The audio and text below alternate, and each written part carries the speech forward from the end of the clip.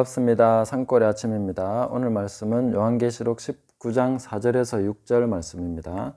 또 24장로와 네 생물이 엎드려 보좌에 앉으신 하나님께 경배하여 이르되 아멘 할렐루야 하니 보좌에서 음성이 나서 이르되 하나님의 종들 곧 그를 경외하는 너희들아 작은 자나 큰 자나 다 우리 하나님께 찬송하라 하더라. 또 내가 들으니 허다한 무리의 음성과도 같고 많은 물소리와도 같고 큰 우레소리와도 같은 소리로 이르되 할렐루야 주 우리 하나님 곧 전능하신 이가 통치하시도다. 아멘. 이 천국에서 보고 있는 이 관점, 지상에서 일어난 그 하나님의 행하심에 대한 그 찬송 중에 그 하나님의 전능하심, 그 전능하신 하나님께서 통치하신다 하는 내용이 있습니다. 이 통치가 어떻게 이 땅 위에서 이루어지고 있는가 하는 것을 살펴봄으로써 그 하나님의 전능하신 통치에 관해서 우리가 깨달을 수 있는 내용들이 분명히 있다고 봅니다. 문맥에서 그 하나님의 통치하심은 바로 17장 16절 17절 내용입니다. 내가 본 바 이 열뿔과 짐승은 음녀를 미워하여 망하게 하고 벌거벗게 하고 그의 살을 먹고 불로 아주 사르리라.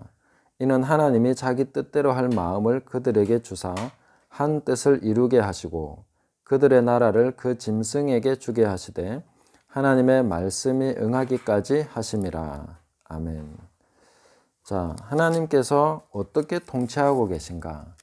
이 음녀를 심판하심으로써 하나님의 통치가 이루어지고 있는데 그 음녀를 심판하신 방식은 하나님이 직접 뭔가를 행하셨다 하기보다는 이 열뿔과 짐승이 음녀를 불사른 내용입니다. 음녀를 실제로 응징한 그 주체는 바로 열뿔과 짐승이죠. 그런데 이 내용에 대해서 이 성경은 바로 하나님이 하셨다라고 말하고 있는 것입니다. 어떻게 하셨냐면 하나님이 자기 뜻대로 할 마음을 그들에게 주셨다.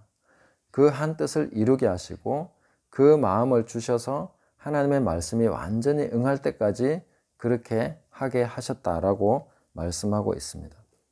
그러니까 하나님의 통치하심, 그 전능하심은 그 짐승, 열뿔들의 그 마음까지도 하나님께서 다스리셔서 이 모든 것을 성취하게 하셨다라고 분명하게 말씀하고 있는 것입니다. 그러니까 하나님은 당할 수가 없는 것이죠. 마음까지도 보시고 다스리시고 통치하시는데 어떻게 하나님을 당할 수 있겠느냐.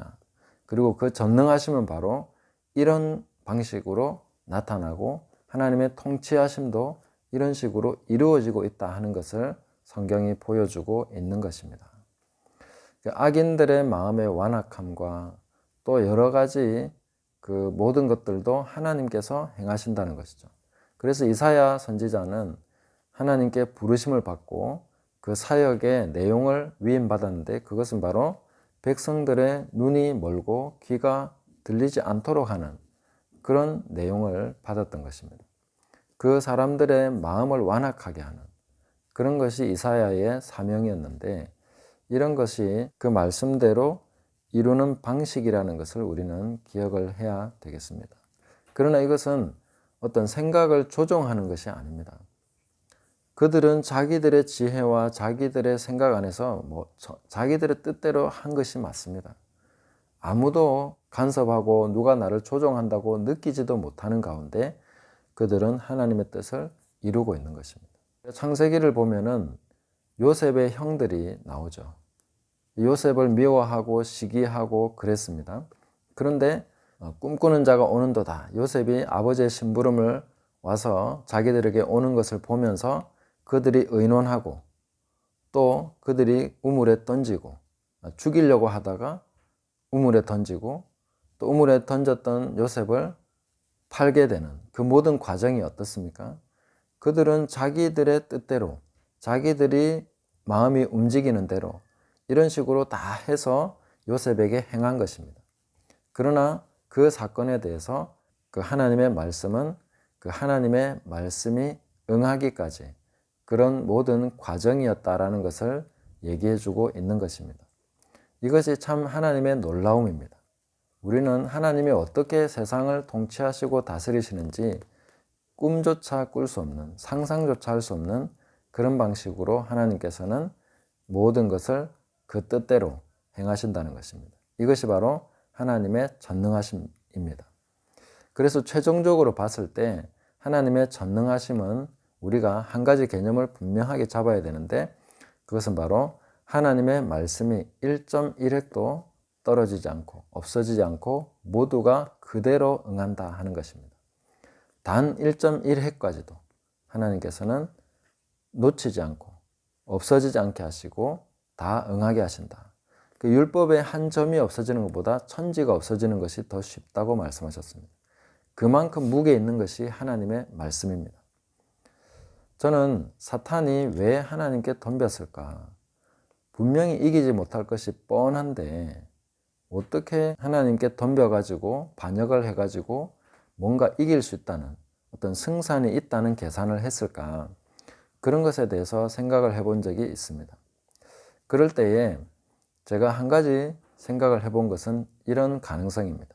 사탄이 하나님을 향해서 덤빌 수 있었던 한 가지 계산은 뭐냐면, 하나님의 그 수많은 약속과 이 말씀들 중에 단 한 점이라도 지키지 못하게 할 수 있다면, 어긋나게 할 수 있다면 하나님의 하나님 되심을 깨뜨릴 수 있다는 계산이 나오는 것입니다. 하나도 떨어지지 않도록 하시는 하나님이시기 때문에 그 한 점만 떨어지도록 할 수 있으면 마귀가 이기는 것이죠. 하나님의 그 하나님 되심이 깨져버리는 것입니다. 전능하심이 깨져버리는 것입니다. 그래서 마귀는 덤볐던 것이 아닐까, 그 계산을 해본 것이 아닐까 하는 생각을 해봤습니다. 물론 이것은 성경의 해석이라기보다는 제 생각인데, 어쨌든 마귀는 하나님께 덤비면서 하나님의 말씀이 어떻게 해서라도 이루어지지 않도록 할 수 있으면, 한 구절이라도 한 점이라도 안 되게 할 수 있으면 마귀는 이길 수 있는 것이죠. 그 정도는 할 수 있지 않을까? 이렇게 생각한 게 아닐까 싶습니다. 그런데 참 하나님의 놀라우심, 그 전능하심은 1.1획도 떨어지지 않게 하신다 하는 것입니다. 그래서 하나님은 전능하십니다. 하나님을 찬양합니다. 우리가 이 하나님을 믿고 있다는 것을 기억해야 됩니다. 깨달아야 됩니다. 그래서 우리가 하나님을 의심하는 것을, 이 말씀을 의심하는 것을 작은 죄로 여기면 안 됩니다. 어떤 분들은 그냥 나 이 말씀은 잘 안 믿어져, 이게 굉장히 쉽게 나오는 말인데 그것은 굉장히 큰 죄입니다. 말씀대로 믿지 않는 것은 엄청난 죄입니다. 작은 죄라고 할 수가 없습니다. 그 죄는 뭐라고 말씀하고 있냐면 하나님을 거짓말하는 자로 만드는 것이다 라고 말씀하고 있습니다. 하나님이 그렇다 하셨는데 그걸 못 믿겠다 하면 하나님이 거짓말했다는 거죠. 그게 작은 죄가 아니죠. 그래서 율법의 1.1획이라도 믿지 않고 또 그렇게 가르치는 사람은 천국에서 지극히 작다 일컬음 받는다. 말씀을 어떻게 대하느냐에 따라서 천국에서 큰 자냐 작은 자가 결정이 됩니다. 그래서 제가 하나님의 말씀을 가르치고 대하면서 한 점이라도 1.1획이라도 놓치지 않고 그대로 믿고 그대로 가르치려고 하는 것은 저는 천국에서 큰 자가 되고 싶거든요. 그래서 우리가 하나님의 말씀을, 그 전능하신 하나님이라는 것을 믿는 것은 이 말씀을 그대로 믿는 것이다 하는 것을 우리가 깨달아야 되겠습니다. 그래서 오늘 이 천국의 이 존재들의 찬양을 보면 하나님께서 행하신 것을 그대로 믿고 그렇게 찬양하고 있는 것을 볼 수가 있습니다. 지상에서 이루어지는 일들이 바로 하나님의 통치하심의 결과라는 것을 믿고 이분들은 찬양하고 있는 것입니다. 그리고 이 천국의 하나됨, 성령 안에서 하나됨이라는 것이 바로 이렇게 이루어지는 것이구나. 같은 믿음, 같은 마음, 그리고 같은 뜻 안에서 하나님을 찬양하는 것이죠. 하나님을 찬양할 때에 이 하나됨이라는 것이 분명히 나타나는구나 하는 것을 알게 됩니다. 이 24장로와 내생물도 하나님을 찬양하고 아멘 할렐루야 하죠. 또 보좌에서 음성이 납니다. 보좌는 앉는 의자지 않습니까? 이 의자가 찬양하고 있다는 것이죠.